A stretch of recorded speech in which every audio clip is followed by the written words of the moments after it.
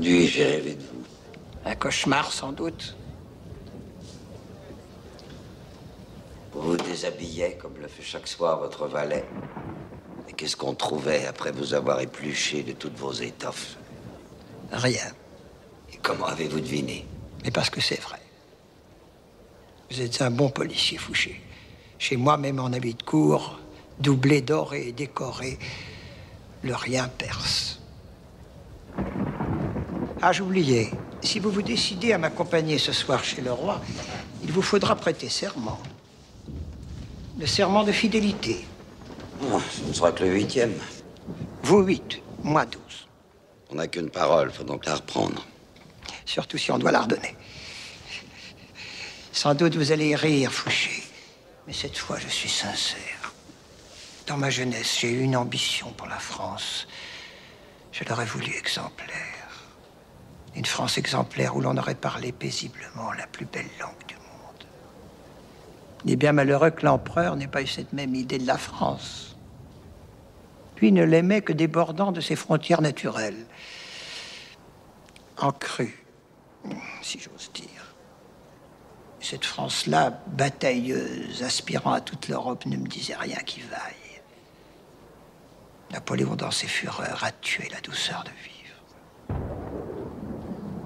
La Restauration va ramener dans ses fourgons les privilèges. Elle ne donnera pas de génie aux privilégiés. En somme, vous n'avez trahi que par vertu. Je n'ai jamais abandonné un prince avant qu'il ne se fût abandonné lui-même. Infidèle au régime. J'ai toujours été fidèle à la France.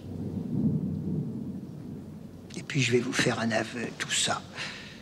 Ce qu'on dit de moi, je m'en fous. Emmanuel de Varesquiel, bonjour. Bonjour. Vous aurez, j'en suis sûr, reconnu un extrait du film Le Souper d'Édouard Molinaro, un film de 1992, d'après la pièce de Jean-Claude Briseville, avec Claude Brasseur dans le rôle de Fouché et Claude Rich, c'est lui surtout que nous entendons, en l'occurrence dans le rôle de Talleyrand. Le sous-titre que vous aviez choisi pour la biographie majeure que vous avez publiée il y a une dizaine d'années, c'était Le Prince immobile. Oui. Au fond, il est tout sauf immobile sous votre regard. Il est en évolution constante. L'immobilité renvoie à l'immobilité du visage. La notion d'immobilité, c'est cette phrase de Lannes que j'aime beaucoup. On lui donnerait un coup de pied au cul que les traits de son visage ne vous en diraient rien. C'est ce visage sans sourire ni grimace, disait Sainte-Beuve de façon très juste. C'est cette capacité à surmonter les colères des uns et des autres, à surmonter les orages sans ciller et sans sourciller. C'est évidemment une très grande force du point de vue de la négociation et du point de vue du diplomate. Divin, complexe, successif, disait la duchesse de Dino, sa nièce par alliance qu'il a beaucoup aimée. Et Dieu sait qu'elle le connaissait bien. Elle n'a pas seulement été sa nièce en épousant Edmond de Périgord, qui était le neveu de Talleyrand, mais elle a été probablement sa maîtresse après le congrès de Vienne en 1816. Il l'appelait mon petit Marsouin. Ça a probablement été le grand amour de Talleyrand, ce qui prouve que cet homme, l'image scintillante ou grimaçante du mal, était aussi un homme incroyablement sensible. La voilà, la diversité et la complexité, avec une capacité de fidélité sentimentale vis-à-vis des amis qui étaient les siennes et qui l'ont été quasiment depuis le règne de Louis XVI et le sont restés jusqu'à la fin de ses jours. « Je suis une vieille machine aimante », écrit-il dans une lettre qu'il adresse à l'une de ses amies. « Les vieilles amies du sérail », disait Vitrolles méchamment. « Vous avez des femmes plein les poches », disait encore Napoléon. Il n'empêche qu'il a eu cette fidélité-là et ce n'est pas la seule. En dépit de ces serments successifs, vous considérez que Jean-Claude Briseville rend assez bien compte, dans cet extrait que nous venons d'entendre, de plusieurs des aspects de cette personnalité multiforme? Je trouve que le Talleyrand joué par Rich, plus que celui qui a été joué autrefois par Sacha Guitry, est très juste. En dehors de quelques écarts de langage, mais il y a des phrases qui apparaissent dans Le Souper et qui sont très proches des mots qu'on a prêtés à Talleyrand. Je pense à l'une des dernières phrases qui est prononcée par Rich et qui, autrement dit, est celle-ci: « Je porte malheur au gouvernement qui me néglige ». Briseville a certainement travaillé de très près, non seulement les collections de mots d'esprit, et on lui a beaucoup prêté de ce point de vue-là, on en a fait des recueils, textes écrits, on en a fait des recueils, les textes écrits par Talleyrand lui-même, que ce soit les mémoires, mais aussi les textes politiques, les discours, il y a eu certainement une lecture de la part de Briseville très attentive. Alors je voudrais que vous nous rappeliez, naturellement chacun parmi mes auditeurs et mes auditrices connaît en détail la vie de Talleyrand, mais faisons comme si ce n'était pas le cas. Et en quelques minutes, je voudrais que vous nous rappeliez cet itinéraire avant que nous parlions des choses plus thématiques pour considérer les divers aspects de son actualité.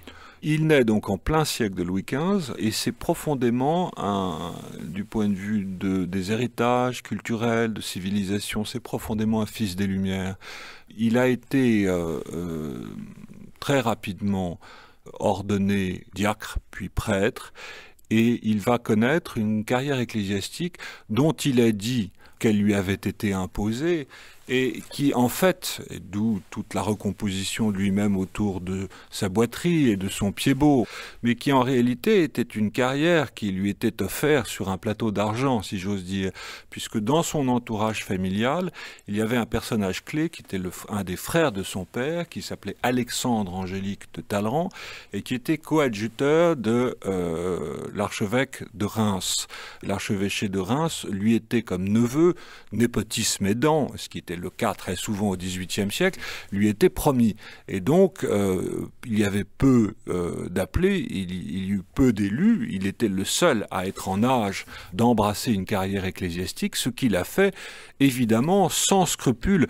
La question de la vocation ne se pose pas au XVIIIe siècle comme elle se posait au XIXe siècle. Et avant même la Révolution, il accède d'une certaine façon au pouvoir. L'ordre du clergé, le premier ordre du royaume, est un ordre extrêmement puissant, financièrement et territorialement parlant, et le clergé qui s'organise en assemblée générale qui se réunissent tous les ans, élit ce qu'on appelait à l'époque un agent général du clergé, qui était une sorte de ministre des Finances ou de ministre du contentieux, des contentieux, et ils étaient nombreux qu'avait le clergé avec le gouvernement royal d'une part et avec le tiers-état de l'autre. Talleyrand sera l'agent général du clergé, brillant agent général du clergé de 1780 à 1785, avec entrée dans les conseils du roi, etc. Il arrive donc à plus de 35 ans en 1789, à peine élu évêque d'Autun, élu également aux États généraux, dans l'ordre du clergé aux États généraux de 1789, et il va embrasser la cause de la Révolution dès 1789 pour ensuite, en 92, obtenir une mission diplomatique en Angleterre de la part de Danton et s'éloigner prudemment d'une scène politique qui devenait par trop violente pour lui. La guillotine lui est épargnée de la sorte. Il va être tout de même inscrit sur la liste des émigrés.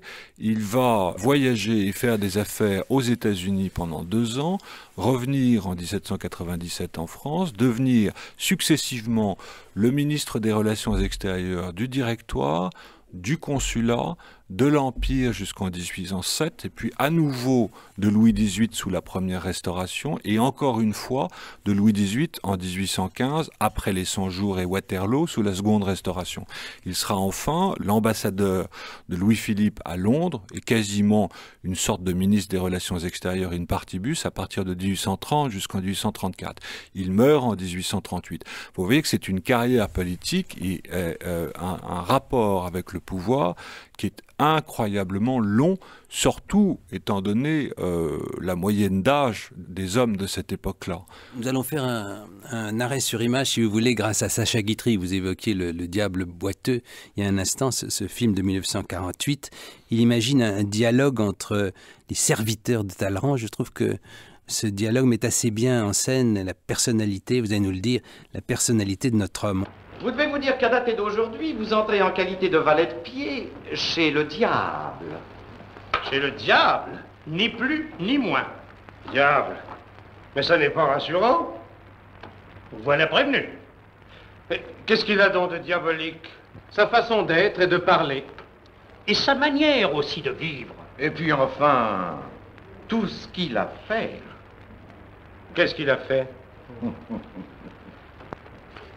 Vous arrivez donc de Carpentras? Non, mais de Quimper. Ah, vous savez qu'il est noble. Évidemment. Ah. Et vous pensez bien qu'étant noble, il était monarchiste? Bien sûr. Oui, Eh bien, à la Révolution, il a fait cause commune avec les Jacobins. Président de l'Assemblée nationale, il a trahi la République. Ministre des Affaires étrangères pendant le Directoire, il l'est resté sous le consulat. Et maintenant que l'empereur est monté sur le trône, il est son conseiller intime. Jusqu'au jour où, sans doute, il trahira l'empereur. Alors, c'est un traître. Ça, c'est la grande question. Et il garde longtemps ses serviteurs? 2 jours ou toute la vie? Je suis là depuis 22 ans. Moi, depuis 20 ans. Moi, depuis 12 ans. Mais alors, vous l'aimez? L'aimer, mon Dieu, ce n'est pas le mot. Car il a je ne sais quoi qui fait qu'on le déteste. Et qu'on s'attache à lui. Il vous amuse? Non. Il vous étonne? Oui. Il vous fait peur? Parfois. Il vous séduit? Peut-être. En vérité, je crois que l'on n'est pas honteux d'être un valet chez lui, parce que c'est un maître. Il sait donner des ordres, et ça devient très rare. Il n'a pas son pareil pour se faire servir, ainsi il se fait soigner par nous, sans aucune pudeur. Et il est bel homme? Affreux. Et ça ne vous dégoûte pas de le soigner? Du tout. C'est curieux, n'est-ce pas? Il nous insulte, il nous tutoie, il nous botterait les fesses s'il pouvait lever la jambe. Mais le jour de l'an, il nous embrasse. C'est pour tout dire un grand seigneur. C'est un procédé ancien, Emmanuel de Varesquiel, de présenter les personnages d'une pièce ou d'un film à partir de la cuisine. On pense un peu à la règle du jeu. En l'occurrence, est-ce que c'est efficace? En ce qui concerne le diable boiteux, ça l'est, c'est une façon en effet de présenter le personnage. Guitry a écrit le diable boiteux avec des intentions politiques et d'auto-justification évidentes, comme vous le savez, puisque c'est au départ une pièce de théâtre qui est postérieure de quelques années à la Seconde Guerre mondiale. Il y a dans la présentation ou dans l'identification de Guitry à Talleyrand une volonté de justification de Guitry lui-même en ce qui concerne les activités qui ont été les siennes pendant la guerre. Il a été quelques jours en prison à Libération. Il a été quelques jours à Drancy. Et il disait très drôlement d'ailleurs que le seul personnage avec lequel il n'aimerait pas dîner, ce serait un juge d'instruction. En tout cas, Guitry a eu quelques compromissions entre 1940 et 1944 et il s'est caché ou s'est servi de talent sur le thème du service de l'État qui vaut tous les serments et éventuellement toutes les trahisons. En somme, votre prince immobile, votre cher Talleyrand, votre diable, Emmanuel de Varesquiel, peut servir à beaucoup d'usages. Il sert à tous les usages politiques, à droite comme à gauche. On peut considérer que c'est un homme de gauche qui a mené une politique de droite, mais on peut aussi considérer que c'est un homme de droite qui a mené une politique de gauche. De son point de vue, entre 1800 et 1815 en tout cas. Il y a chez lui, c'est un premier aspect sur lequel je voudrais que nous insistions, il y a chez lui une stratégie du secret et de l'opacité qui n'est pas incompatible avec la volonté de présenter aussi, il annonce par là d'une certaine façon la communication contemporaine, d'être le maître de sa propre réputation. Il est certainement l'un de ceux qui, avec la Révolution française et l'irruption de l'opinion publique sur la scène publique, cet espace public du politique, disait Jürgen Habermas, il est l'un de ceux qui ont pressenti le paradoxe que cela allait entraîner du point de vue de l'homme d'État. Il est de ceux qui pensent que plus l'homme d'État est confronté à l'opinion publique, plus, en effet, il doit inventer les stratégies du secret et de l'opacité. Ça a été toute la vie de Talleyrand. Talleyrand a toujours été très sensible à l'opinion publique et à l'intérêt et à l'attention qu'un homme d'État doit porter à ce qu'on appelait à l'époque l'opinion publique. C'est quelque chose de... Ou l'esprit public, on disait aussi. Exactement. C'est quelque chose de très important chez lui. Ça détermine presque sa vision politique du point de vue de l'État et de l'organisation de l'État, qui pourrait se résumer par cette phrase. Un État n'est fort que s'il est capable d'admettre l'intrusion du temps dans son organisation. Le temps, c'est l'évolution de l'opinion. Il y a un discours très célèbre de lui à la Chambre des Pairs en 1821, sous la Restauration, dans lequel il dit il y a quelqu'un qui a plus d'esprit que Voltaire, qui a plus d'esprit que Rousseau, c'est tout le monde. S'il a été fidèle à quelque chose, il l'a été à cela. Il y a beaucoup plus de fidélité chez Talleyrand, au-delà des sermons à répétition qu'on ne croit et qu'on ne pense. Il a toujours été, dès le départ, un homme de la mixité, un homme qui a pensé que l'hérédité monarchique, que l'exécutif monarchique devait être contrebalancé par une représentation nationale dès 1789 dans les grands débats institutionnels d'août et de septembre 89. Il est de ceux qui plaident, en référence à l'Angleterre d'ailleurs, pour une sorte de bicaméralisme tempéré, la balance des pouvoirs, comme il le dit, idée à laquelle il va rester fidèle, quels que soient les aléas napoléoniens de l'Empire, jusqu'à la fin de ses jours. Alors, puisque nous parlons de l'actualité de Talleyrand spécifiquement, est-ce que ce commerce qu'il entretient avec l'opinion publique, commerce parfois vraiment organisé par lui, parfois subi, puisqu'il a été l'objet d'un grand nombre de caricatures, est-ce que tout cela vous paraît moderne, si nous réfléchissons à ce va-et-vient entre jadis et aujourd'hui? Il est extrêmement moderne dans la façon dont il s'est recomposé lui-même, en grande partie, et dans la façon dont il a jugé utile de se servir précisément de la presse. Il le dit à Danton en 1792, quand il est à Londres, il parle de faire un peu bien parler de nous. Et il a toujours été très sensible à l'image qu'on a pu donner de lui, jusqu'à collectionner les caricatures qu'on publiait sur lui, et jusqu'à, dit Barras de façon un peu ironique, à être capable de s'endormir en lisant un pamphlet qu'il concernait. Il y a toujours eu ce jeu, un peu du chat et de la souris, de Talleyrand avec les images qu'on a pu donner de lui, jusqu'à cette capacité à se cacher derrière sa légende et sa légende noire, et jusqu'à cette capacité à alimenter et à convenir de l'utilité pour lui, du point de vue du secret, de la diffusion de cette légende noire qui a été très rapide. Dès 1792, le diable boiteux n'est pas une expression inventée par Guitry en 1947. Elle est inventée par l'émigration cléricale à Londres en 1792, au début de la Révolution française. Avec contre lui une débauche de comparaisons zoologiques, comme c'est particulièrement à la mode à l'époque. On est bien avant les guignols de l'info dans une sorte de dérision perpétuelle à ses dépens, et néanmoins, il lui arrive de s'en glorifier. Du point de vue de la zoologie, c'est très riche, et du point de vue des caricatures, s'il est comparé à quelques animaux, c'est essentiellement au renard, bien sûr, au singe, quelquefois à l'araignée tentaculaire. C'est une comparaison qui perdurera. Mais la comparaison la plus intéressante du point de vue de sa légende, c'est celle, et Guitry l'évoque via les serviteurs de Talleyrand qui l'attendent rue Saint-Florentin en 1815, qu'on a écouté tout à l'heure. La comparaison la plus prégnante, c'est celle du diable. Elle est arrivée très rapidement, dès les débuts de la Révolution française, autour de la proposition que fait Talleyrand en 89 à la tribune de l'Assemblée nationale de la vente des biens du clergé pour réduire ou pour résoudre la question du déficit public. Et très rapidement, Talleyrand, dans les caricatures révolutionnaires de l'époque, est comparé à Judas Iscariote. Et de Judas Iscariote, on passe progressivement au diable lui-même.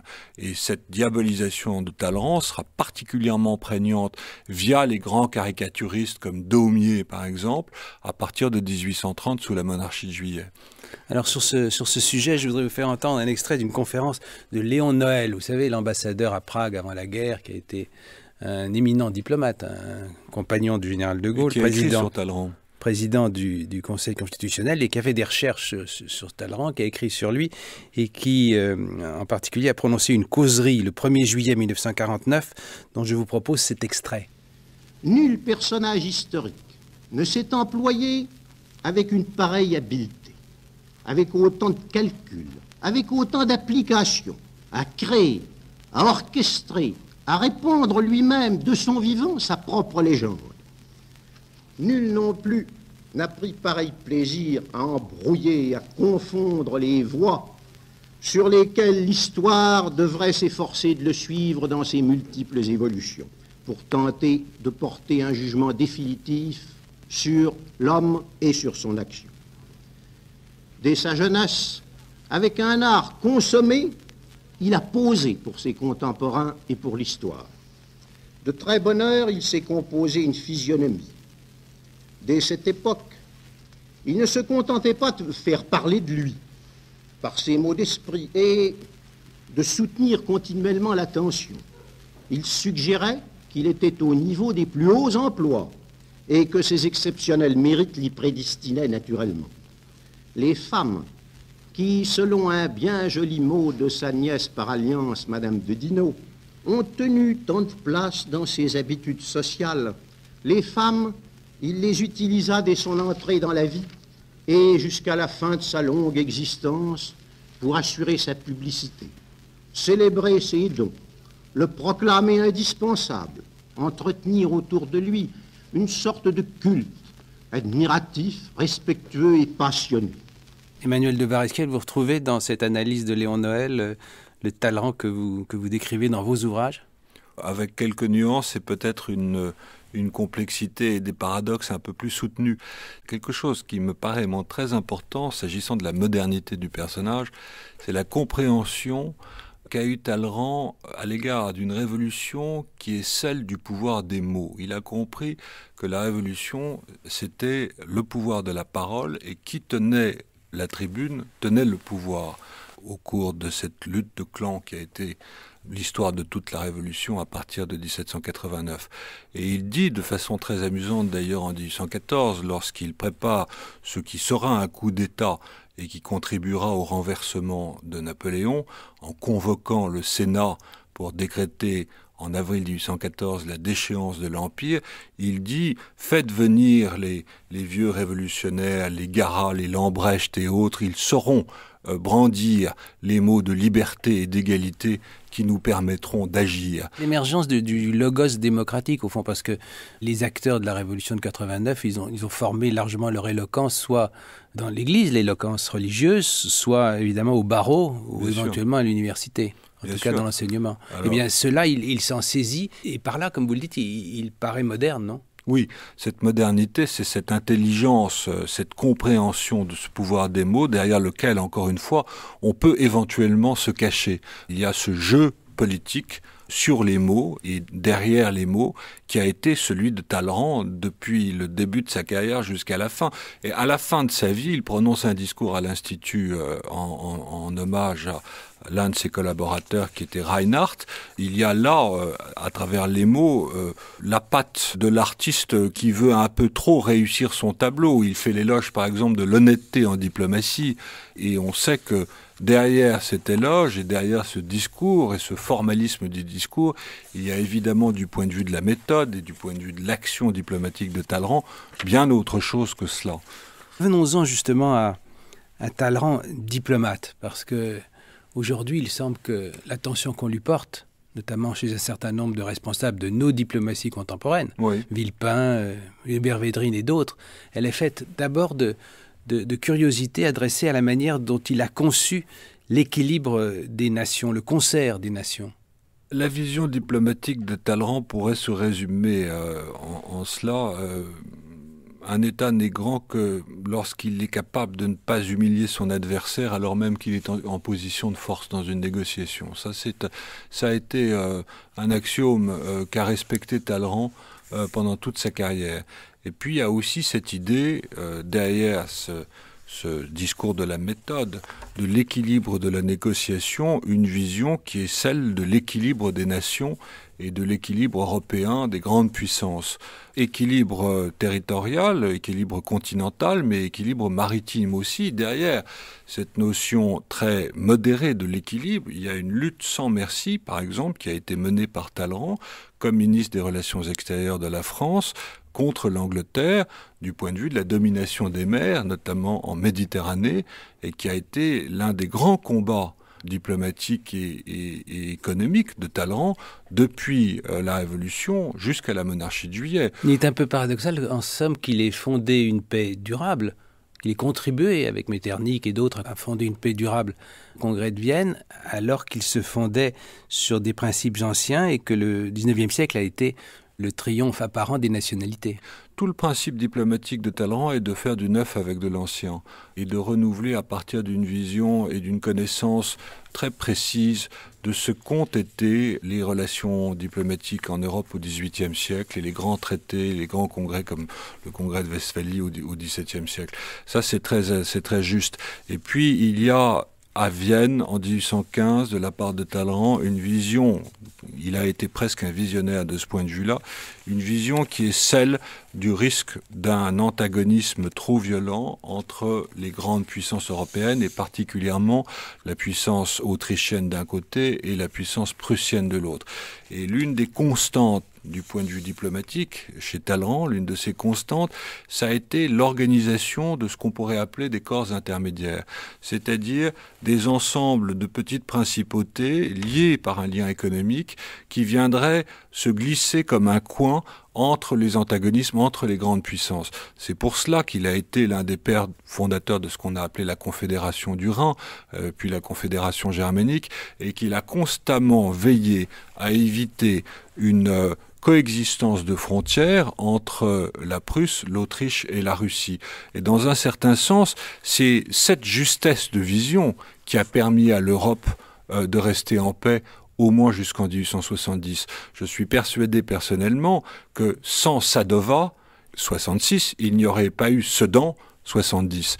Et que c'est à partir du moment où cet équilibre fragile établi par Talleyrand et par Metternich, mais sous l'influence de Talleyrand en 1815, c'est lorsque cet équilibre fragile au centre de l'Allemagne s'effondre qu'il y a ce retournement de la puissance prussienne. Il faut rappeler que 66, Sadova, c'est la victoire de la Prusse sur la Saxe et sur l'Autriche, brisant cet équilibre à quoi Talleyrand était tellement attaché. Kissinger avait fait sa thèse à l'origine sur la période instaurée par Metternich, Castlereagh et Talleyrand, et pensait que c'était un modèle qui pouvait continuer d'être utile. Si on songe que l'Europe, en gros, a connu 3 modèles quand elle a tendu vers son unité, ou bien un César conquérant, ou bien un concert de puissances toutes plus ou moins insatisfaites, comme le voulaient Talleyrand et Metternich, ou bien une union spontanée, organisée, telle que nous la connaissons depuis 1950. Pour revenir à l'actualité de Talleyrand et autour de ce que vous venez de dire, Talleyrand s'est toujours méfié de cette idée de la conquête territoriale et il a une expression qu'on pourrait transposer aujourd'hui en conquête économique. Il a toujours eu le souci de ce qu'il appelle le perfectionnement de nos institutions.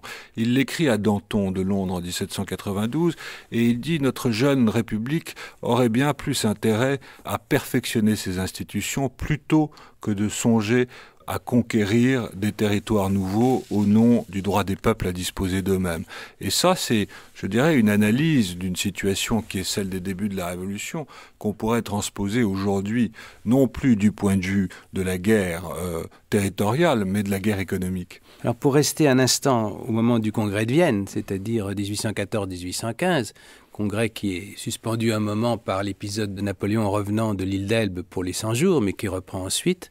Un nouvel extrait du film Le diable boiteux de Sacha Guitry, et cette fois nous allons l'entendre lui-même, personnifiant, pour des raisons que vous avez fort bien dites tout à l'heure, et avec un plaisir qui transparaît, personnifiant Talleyrand. Dès l'abord, je prie vos excellences de bien vouloir considérer qu'il est une expression dont il conviendrait désormais de ne plus se servir, et c'est celle-ci, les puissances alliées. Mais nous sommes les puissances alliées. Contre qui? Ce n'est plus contre Bonaparte, il est à l'île d'Elbe. Ce n'est plus contre la France, la paix est faite. Et ce n'est sûrement pas contre le roi de France, il est garant de la durée de la paix. Messieurs, je suis peut-être ici le seul qui ne demande rien. De grands égards pour la France, c'est tout ce que je veux. Mais ne demandant rien, je vous apporte immensément. Car la présence d'un ministre de Louis XVIII consacre ici le principe sur lequel repose l'ordre social. Et à cet égard, j'invoquerai le droit public, selon lequel nous devons agir. Que fait ici le droit public? Il fait que vous y êtes. Pourquoi dire que nous agirons suivant le droit public? Cela va sans dire? Eh bien, si cela va sans dire, cela ira encore mieux en le disant. Le premier devoir du Congrès est de bannir à jamais l'opinion que l'on peut acquérir des droits par la seule conquête. Si, comme on le répand déjà, quelques puissances privilégiées prétendaient exercer sur ce Congrès un pouvoir dictatorial, je dois dire que me renfermant dans les termes du traité de Paris, je ne m'occuperai d'aucune proposition qui viendrait de sa part. Est-ce que vous n'allez pas trop loin? Je ne crois pas. Vous allez les fâcher. Les diplomates, ça ne se fâche pas. Ça prend des notes. Regardez-les, regardez-les, regardez-les. C'est un extraordinaire morceau de bravoure diplomatique et aussi de propagande, bien entendu. Ça sonne juste par Talleyrand, ça sonne tout à fait juste. Il y a deux petites remarques que je voudrais faire. D'abord, une remarque de forme. Guitry a profondément transformé l'image de Talleyrand. Il était petit, Talleyrand était grand, il avait une voix de nez, comme on vient de l'entendre, alors que Talleyrand avait une voix de basse et non pas une voix de nez, ce qu'a Guitry. Et Guitry transforme en partie l'image. Ça, c'est le travail de la mémoire. Hein. Et puis, plus sérieusement, qu'est-ce que c'est que le Congrès de Vienne? C'est au fond la réorganisation de l'Europe sur les dépouilles de l'Empire napoléonien. Au Congrès de Vienne réapparaissent les ambitions. Les coalitions qui se sont formées contre Napoléon se sont formées sur un plus petit dénominateur commun, qui était la peur que provoquait la France à l'égard de l'Europe, cette peur de la conquête et de la domination. Une fois que cette peur disparaît avec Napoléon, les ambitions se réveillent. Et tout le travail de Talleyrand, ça a été précisément de combattre ces ambitions, ce qu'il appelait les convenances. Les convenances, et notamment celle de l'empereur Alexandre Ier de Russie, qui cherchait à mettre la main pour lui-même sur la Pologne et pour ses amis prussiens sur la Saxe. Et contre ces convenances, ce qu'il appelle les convenances, Talleyrand oppose ce qu'il appelle le droit public, c'est-à-dire le respect des traités et des conventions, ce qu'on pourrait appeler de façon un peu anachronique les conventions internationales. D'où ce dialogue extraordinaire que raconte Talleyrand lui-même dans une lettre à Louis XVIII, que l'on a entendu dans cet extrait du film du Diable boiteux. Que fait le droit public? Demande un diplomate prussien qui est en l'occurrence Humboldt, et Talleyrand lui répond du tac au tac, il fait que vous y êtes. Et ça a été l'un des principes. Talleyrand s'est toujours servi au cours de ces différentes négociations des principes par rapport à leur valeur d'usage, à un moment donné de la négociation, quand cela lui était nécessaire. Et Dieu sait qu'il a inventé des principes. Il a inventé le principe de légitimité en 1814, le droit public en 1815, il ne l'a pas inventé, mais il s'en est servi. Et puis, il a inventé le principe de neutralité, dans un certain sens, pour la Belgique, à Londres en 1830. Principes qui sont inégalement présents dans notre diplomatie contemporaine. La légitimité a disparu. Les autres sont présents? Celui de neutralité et celui de non-intervention, par exemple pour sauver la situation en Belgique, la révolution belge de 1830, c'était un principe qui a été actif, mais qui, avec le droit d'ingérence humanitaire, qui a beaucoup évolué dans la seconde moitié du XXe siècle. Il y avait déjà eu une ingérence en Espagne au temps de Chateaubriand, ministre des Affaires étrangères, quelques années avant 1830. Absolument. Donc la doctrine paraît ferme, mais la pratique est fluctuante. Tout à fait. Il rejoint d'ailleurs les caractères fluctuants de notre diplomatie Tout contemporaine. On intervient en Libye, on n'intervient pas en Syrie. L'intervention française en Espagne en 1823 a été combattue par Talleyrand lui-même. Je dirais que les principes de Talleyrand sont des principes non interventionnistes autant que faire se peut. Mieux vaut une bonne négociation qu'une intervention militaire, quelles que soient les circonstances. Quitte à rester au balcon si des crimes intestins sont commis dans tel ou tel pays? La notion de crime contre l'humanité, vous le savez aussi bien, voire mieux que moi, n'existe pas à l'époque. Et les interventions ne se font pas au nom des droits de l'homme, elles se font au nom des intérêts des nations qui sont en opposition les unes avec les autres. Et je voudrais dire sur ce point que Talleyrand a très vite compris que les guerres révolutionnaires qui ont été présentées en France comme des guerres idéologiques, entre guillemets, aider les peuples à disposer d'eux-mêmes, étaient au fond des guerres qui s'inscrivaient dans une continuité qui était celle des intérêts économiques et politiques des nations avant la Révolution. Et il est l'un de ceux qui ont vu ce principe de continuité des intérêts avant, pendant et après la Révolution française, quels que soient les discours de légitimation qui ont pu être prononcés ici et là pour justifier ces guerres de conquête. De ce point de vue-là, l'histoire des relations de Talleyrand avec Napoléon peut éclairer sur la rencontre de deux visions de l'Europe, sinon du monde. Bien sûr. Alors il y a les mots, il y a ce mot merveilleux de Talleyrand à l'égard de Napoléon. L'empereur fut perdu le jour où il fit un quart d'heure plus tôt ce que j'obtenais qu'il fasse un quart d'heure plus tard. Et c'est un mot qui en dit assez long. C'est-à-dire sur ces rapports de modération du côté de Talleyrand, d'ambition du côté de Napoléon, qui ont été et qui ont formé ce très curieux attelage politique qui s'organise et qui commence dès les années du Directoire, dès 1797, au moment de la première rencontre, au retour des campagnes d'Égypte de Bonaparte et de Talleyrand, qui est déjà ministre des Relations extérieures du Directoire, et qui se continuera, se poursuivra, bon an, mal an, jusqu'en 1814. Les rapports de Talleyrand et de Napoléon sont si on voulait utiliser une image, une sorte de fétiche hérissé de clous, traversé de violence et traversé de comédie aussi. On a affaire là à deux très grands prédateurs de la politique et à deux très grands acteurs de la politique, deux très grands comédiens qui se sont charmés mutuellement. Il n'y a pas seulement chez Talleyrand de l'esprit, il y a aussi un immense charme auquel Bonaparte a été certainement sensible. Talleyrand représente ce qui reste de l'aristocratie de cour de l'Ancien Régime. Il traverse la Révolution en bas de soie et perruque poudrée. Il ne porte pas la douleur de la Révolution en bandoulière comme le porteront les romantiques par exemple.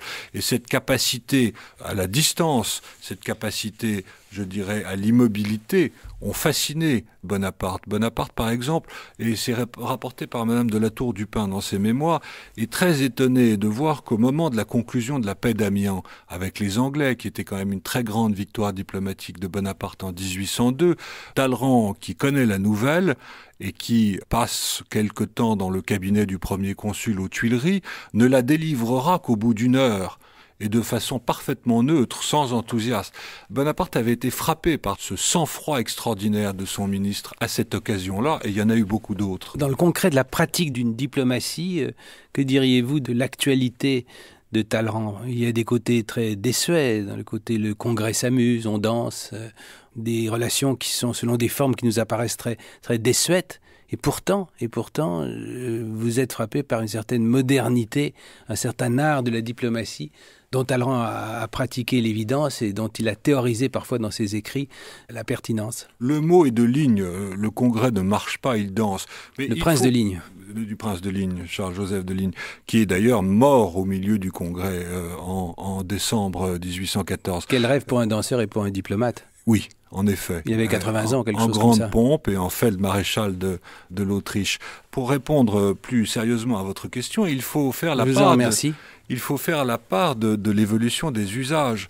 Il n'y a pas de bonne diplomatie sans bon dîner, disait Talleyrand, qui avait fait venir à Vienne un cuisinier qui restera célèbre et qui est Carême, et qui d'ailleurs attachait jusqu'au moindre petit détail de l'importance à ses à-côtés diplomatiques. Par exemple, quand il négocie à Presbourg en 1805, quelques jours après Austerlitz, la paix entre la France et l'Autriche, il s'inquiète de ne pas avoir à sa disposition l'argenterie du ministère pour organiser les réunions et les dîners qu'il aura avec les négociateurs autrichiens. Il y a encore une diplomatie prandiale aujourd'hui. Oui. Oui, elle avait probablement plus d'importance à l'époque de Talleyrand, bien sûr, et cette question de l'étiquette, qui sera réglée d'ailleurs en partie grâce à Talleyrand à Vienne, était une question qui certainement avait plus d'importance en 1815. Donc les formes, et aussi une certaine manière de traiter le temps, matière première du diplomate, comme de l'historien d'ailleurs. Oui. Vous en parliez tout à l'heure, cela est toujours vrai, non ? Oui, ça l'est beaucoup moins. Le moment opportun. Oui, alors il y a cette rapidité de l'action diplomatique au moment où, après avoir jeté ce que Vitrolles appelle des plombs dans toutes les chances de l'avenir, on juge que la situation est mûre pour l'action. Et Dieu sait que Talleyrand a été derrière l'écran de paresse et l'écran de plaisir qu'il a jeté autour de lui. Et Dieu sait que Talleyrand a été un homme d'action et même un homme de coup d'État. Il participe au coup d'État de Brumaire en 8 avec Bonaparte, puis il en fait un quasiment lui-même en 1814, puis il donnera un coup de pouce pour renverser Charles X en 1830. Mais au-delà de cette pratique et cette politique de l'action, il y a chez Talleyrand, et je voudrais insister là-dessus car les choses ont beaucoup changé, à mon avis, de ce point de vue-là, un sens du temps long. Il y a une attention constante portée par Talleyrand. C'était un département très important de son ministère, les archives par exemple, à l'histoire diplomatique qui précède l'action diplomatique. Si Talleyrand a été un visionnaire, c'est aussi parce qu'il a été un homme extrêmement attentif au passé politique et diplomatique de l'Europe. Alors laissons, si vous voulez bien, Emmanuel de Varesquiel, laissons Talleyrand diplomate, aussi passionnante que soit sa figure à cet égard, et venons-en à un autre aspect de la légende noire, c'est-à-dire ses relations avec l'argent. Et là, il faut espérer que la modernité ne soit pas trop marquée, puisqu'il y a une absence de scrupules chez lui. C'est une litote qui marque toute la suite de son activité. Au moment où il a été nommé ministre des Relations extérieures pour la première fois par le Directoire, il a dit maintenant il faudra faire une immense fortune. Cette époque du Directoire, avec ce laxisme retrouvé après l'incorruptible Robespierre, est évoquée dans la chanson que voici, une chanson anonyme de 1795. Notre montagne enfantin Directoire, applaudissons à son dernier succès, car sous ce nom inconnu dans l'histoire, Saint-Roi nouveau gouverne les Français. Peuple trompé, pour toi la République doit être encore le mot de ralliement. Mais tes 5 rois par une route oblique la conduiront bientôt au monument. En adoptant un luxe ridicule, ils font gémir la sainte égalité. À leur aspect, la liberté recule, et dans leur cœur, plus de fraternité. La majesté du peuple est avilie, malgré l'éclat de leurs riches manteaux. Et dans les camps, l'amour de la patrie se réfugie à l'ombre des drapeaux. C'était une chanson interprétée par Bernard Demigny. Alors il y a le mot très sombre, le mot fameux qu'aurait eu Talleyrand lorsque il est nommé pour la première fois ministre des Relations extérieures au moment du Directoire. Il s'adresse dans sa calèche, semble-t-il, à Benjamin Constant. Nous allons faire une immense fortune, une fortune immense, une immense fortune, une fortune immense, lui dit-il, tout le long du voyage en lui tenant le genou. Ça se passe en 1797 et la chanson date de 1795 et dénonce déjà cet affairisme qui sera ou qui fera, à tort ou à raison, en partie la réputation du Directoire. Affairisme auquel évidemment Talleyrand a participé. Mais il faut aller au-delà du mot de Chateaubriand qui détestait Talleyrand et qui disait lorsque Monsieur Talleyrand ne conspire pas, il trafique. Évidemment, la notion merveilleusement transformée en litote de douceur diplomatique a été omniprésente dans la carrière diplomatique de Talleyrand. Mais il faut revenir un peu en arrière et voir à quel point Talleyrand, avant d'être un très, très grand homme d'affaires, secret et public qu'il a été un penseur de l'organisation financière de l'État et qu'au fond, s'il avait aimé, il aurait aimé avoir plutôt le ministère des Finances que le ministère des Relations extérieures. Il a bombardé Bonaparte de plans de finances, notamment contre l'Angleterre.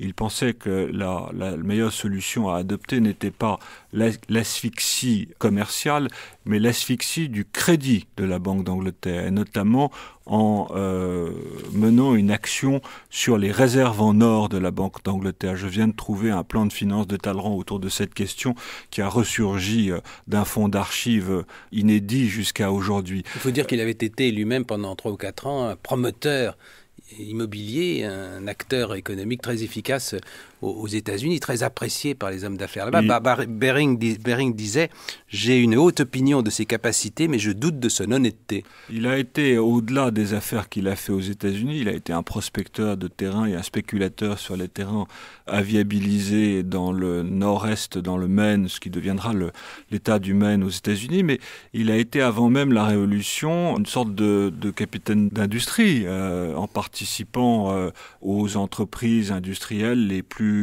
moderne de l'époque. Il a été très proche de ces libre-échangistes qui ont participé au traité de commerce signé en 1787 à l'époque de Calonne entre la France et l'Angleterre, qui étaient des gens comme Isaac Panchaud, et il a toujours été très sensible à cette notion de libre-échange économique et commercial entre les pays. Il a toujours considéré d'ailleurs que l'aspect économique de la diplomatie était un aspect extrêmement important. Modernité donc contre son temps, où les frontières étaient hérissées de partout contre la circulation des biens et des marchandises. Grande modernité de ce point de vue-là, et constante du point de vue de ses idées aussi. Il a prévu d'ailleurs que l'Amérique serait un jour un pouvoir colossal, alors qu'il visite New York à un moment où New York n'a que 10 000 habitants. Il a un mot très extraordinaire sur les États-Unis. Il y est en 1795 et il écrit, là encore, il y a de la propagande, une série de lettres à Lord Lansdowne, qui est un de ses amis libéraux anglais, qui est à Londres, et qui sont évidemment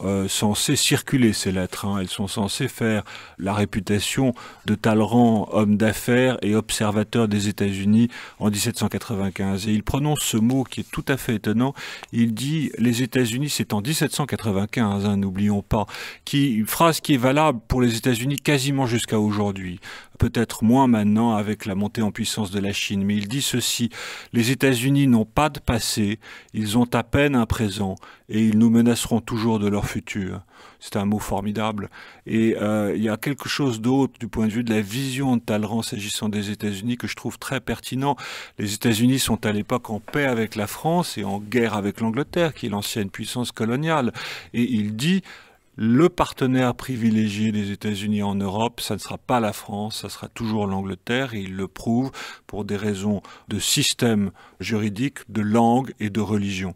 Et il y a quelque chose qui est là aussi incroyablement pertinent. On ne peut pas oublier néanmoins le fait que c'est une diplomatie qui est très largement actionnée par de l'argent caché, par de l'argent qui obscur, qui stipendié. Par exemple, il y a le cas fameux de Erfurt, rencontre entre le tsar et Napoléon, où Talleyrand va, il semble que ce soit avéré, contre de l'argent, donner des renseignements au tsar sur ce que pense l'empereur. Vous dites plaisamment quelque part, on imagine mal Maurice Couve de Murville, à l'époque du général de Gaulle, aller toucher de l'argent de Brejnev pour lui dire ce qui avait été formulé à l'Élysée. En effet, avec Talleyrand, pendant les affaires qui sont les affaires de l'État et qui sont les affaires des négociations publiques, les affaires de Talleyrand continuent. Les deux plus extraordinaires coups qu'il a faits, c'est à Erfurt, organisé en marge du congrès de Napoléon et d'Alexandre Ier, le mariage de son neveu avec l'une des plus riches héritières d'Europe, qui est Dorothée de Courlande, qui deviendra par la suite sa maîtresse, et encore plus extraordinaire, en 1815, la vente d'un duché, qui est le duché de Bénévent, qui lui avait été attribué par Napoléon sous l'Empire, qui ne lui appartient plus par le fait même de l'abdication de Napoléon et de la chute de l'Empire, et comment vendre quelque chose qui ne vous appartient plus et le vendre très cher. C'est précisément ce que Talleyrand a réussi à faire en jouant des rivalités. Le duché de Bénévent se trouve dans le sud de l'Italie, entre le pape et le roi de Naples. Il a réussi quelques coups de ce type-là. Alors, il ne s'agit pas de justifier quoi que ce soit, il ne s'agit pas de porter de jugement de moralité.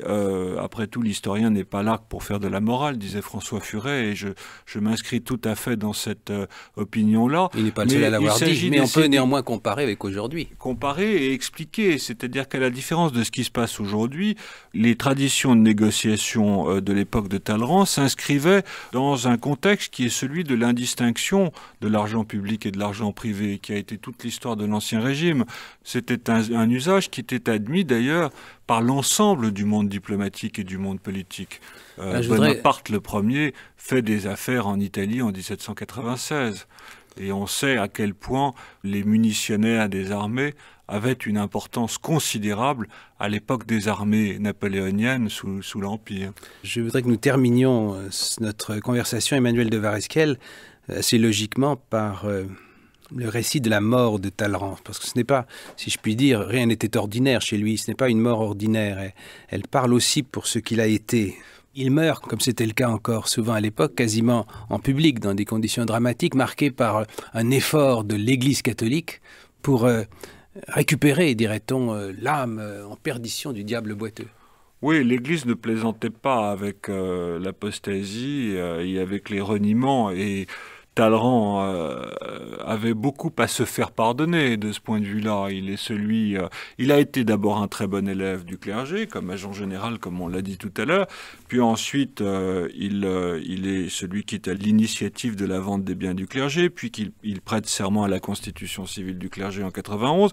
Non seulement il jure, mais il sacre, comme dirait Monseigneur de Jarente, c'est-à-dire qu'il est celui qui va sacrer les 2 premiers évêques constitutionnels qui vont créer le schisme que l'on connaît, qui ne sera réduit qu'en 1802 avec le Concordat, auquel Talleyrand participe aussi, d'ailleurs en signant son propre Concordat personnel avec le pape.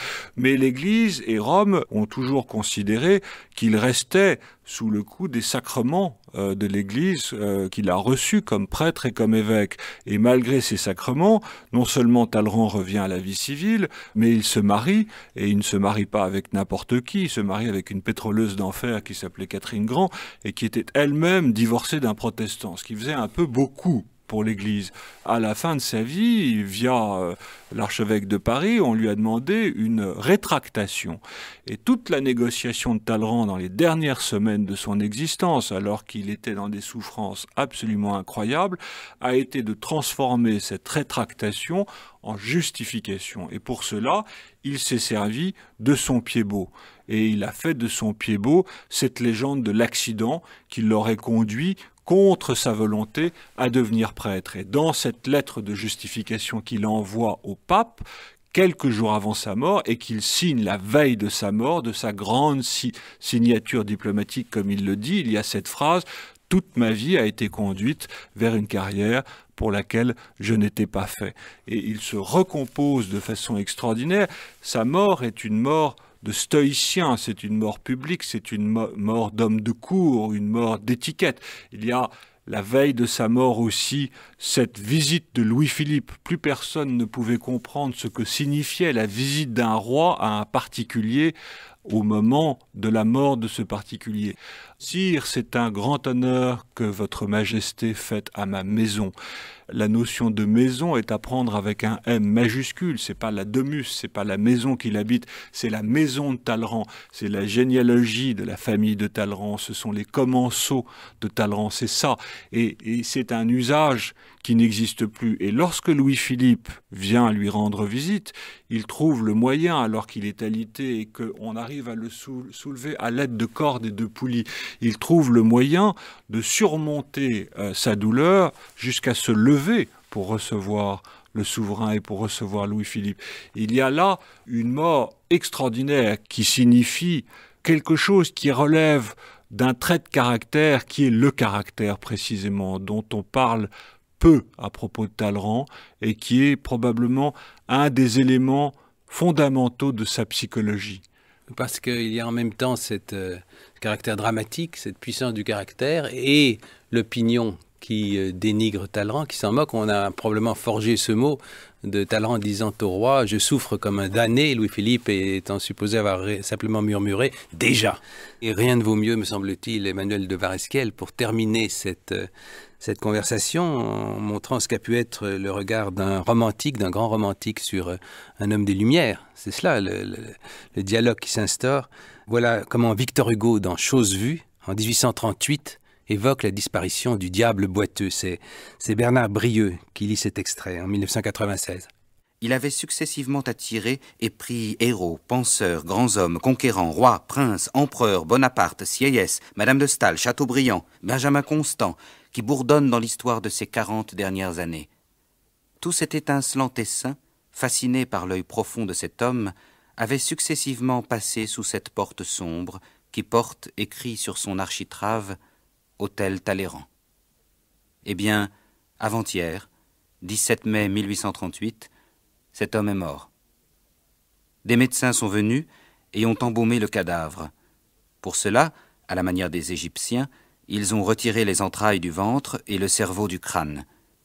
La chose faite, après avoir transformé le prince de Talleyrand en momie et cloué cette momie dans une bière tapissée de satin blanc, ils se sont retirés, laissant sur une table la cervelle. Cette cervelle qui avait pensé tant de choses, inspiré tant d'hommes, construit tant d'édifices, conduit 2 révolutions, trompé 20 rois, contenu le monde. Les médecins partis, un valet est entré. Il a vu ce qu'ils avaient laissé. Tiens, ils ont oublié cela. Qu'en faire? Il s'est souvenu qu'il y avait un égout dans la rue. Il y est allé et a jeté ce cerveau dans cet égout. Alors un dernier mot, Emmanuel de Varesquiel, après Victor Hugo, si vous osez. Le texte de Victor Hugo, il s'inscrit parfaitement dans cette construction de la légende noire du personnage. Évidemment, cette histoire racontée par Victor Hugo de la cervelle de Talleyrand qui échouerait lamentablement dans le caniveau parisien est une invention absolue et pure de Victor Hugo, de l'imaginaire romantique de Victor Hugo. Et ce texte est tellement beau que je ne résiste pas à l'envie d'en citer la première phrase qui n'a pas été mentionnée dans ce que nous avons entendu. Ça commence comme ça. C'était un personnage étrange, redouté et considérable. Il s'appelait Charles-Maurice de Périgord. Il était noble comme Machiavel, prêtre comme Gondy, défroqué comme Fouché, spirituel comme Voltaire et boiteux comme le diable. Le dernier mot donc de cette émission aura été laissé, et personne ne s'en plaindra, j'imagine, à Victor Hugo. Votre biographie essentielle, consacrée au diable boiteux, s'appelle Talleyrand, le prince immobile, paru chez Fayard en 2003. Et vous avez, parce que vous l'aimez tellement que vous y revenez sans cesse, vous avez publié plus récemment un livre qui s'intitule Talleyrand, dernière nouvelle du diable, où vous reprenez un certain nombre d'aspects de sa biographie. Vous nous préparez un Fouché? Et je prépare un Fouché. Quand on a fait le vice, il faut faire le crime. Eh bien, nous l'attendrons avec impatience. Samedi prochain, nous quitterons l'Europe pour aller jusqu'au Tibet, le Tibet. La souffrance et l'espoir. Laurent Dehaye, en attendant de savoir ce que la nouvelle diplomatie française fera de cette pomme de discorde de longue date entre Pékin et Paris.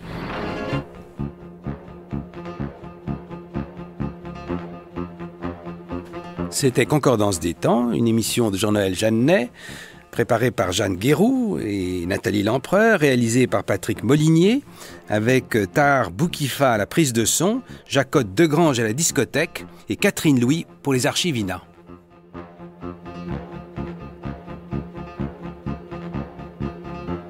Dans quelques instants, vous allez retrouver Dominique Rousset, comme chaque samedi, pour l'économie en question.